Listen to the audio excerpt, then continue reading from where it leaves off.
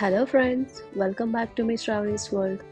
ఈరోజు మనం రాయలసీమ స్పెషల్ పులగం అన్నం ఇంకా పచ్చి పులుసు. ఇది చాలా టేస్టీగా సూపర్ కాంబినేషన్ అండి ఇది. అంతేకాకుండా మీకు టైం లేనప్పుడు ఎంతో క్విక్గా ఈజీగా చేసుకోవచ్చు. అయితే ముందుగా ఇక్కడ మనకు కావాల్సింది ప్రెషర్ కుక్కర్లో ఒక గ్లాస్ బియ్యం, అలాగే ఒక గ్లాస్ పొట్టు తీసిన పెసరపప్పు తీసుకొని బాగా వాష్ చేసుకొని పెట్టుకోండి. ఒక 2-3 సార్లు బాగా వాష్ చేసుకొని ఒక గ్లాస్ బియ్యంకి 2.5 గ్లాస్ వాటర్ తీసుకోవాలి. సో అలా 2 గ్లాసెస్కి 5 గ్లాస్ ఆఫ్ వాటర్ తీసుకుంటున్నా. ఇందులోకి రుచికి సరిపోయేంత సాల్ట్ కూడా తీసుకోండి. సో నేనైతే ఒక స్పూన్ యూజ్ చేస్తున్నాను. ఇప్పుడు ఇది కుక్కర్ మూత క్లోజ్ చేసి ఒక 3 విజిల్స్ వచ్చేదాకా ఉడికించుకోండి. పచ్చి పులుసుకి ఫస్ట్ మనం చింతపండు ఒక చిన్న నిమ్మకాయ సైజ్ అంతది వాటర్లో నానబెట్టుకోవాలి.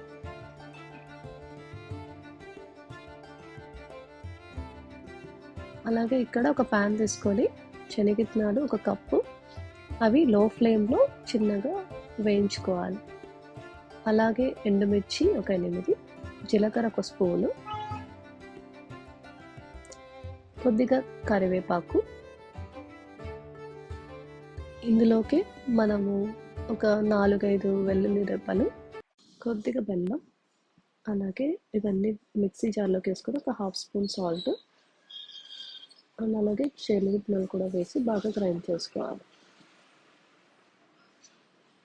ఇప్పుడు ఇందులోకి మనం ముందుగా నానబెట్టుకున్న చింతపండు గుజ్జు రసం అంతా వేసి, అలాగే మనకు కావాల్సినంత వాటర్ యాడ్ చేసి బాగా మిక్స్ చేసుకోవాలి.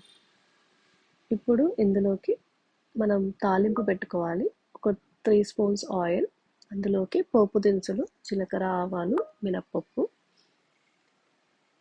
కొద్దిగా వేగాక ఒక 2 ఎండుమిరపకాయలు తుంపి, అలాగే కరివేపాకు వేసేసి మనం గ్రైండ్ చేసి పెట్టుకున్నదంతా యాడ్ చేసుకోవాలి. అంతేనండి, ఎంతో టేస్టీగా పచ్చి పులుసు కూడా రెడీ అయిపోయింది. అండ్ అలాగే పులగం కూడా ఉడికిపోయింది. అంతే అండి, ఎంతో టేస్టీగా పులగం అన్నం పచ్చి పులుసు రెడీ. సో మీరు కూడా మీ ఇంట్లో ట్రై చేసి కమెంట్ సెక్షన్లో కమెంట్ చేయండి. Thank you for watching. Please do like, share and subscribe.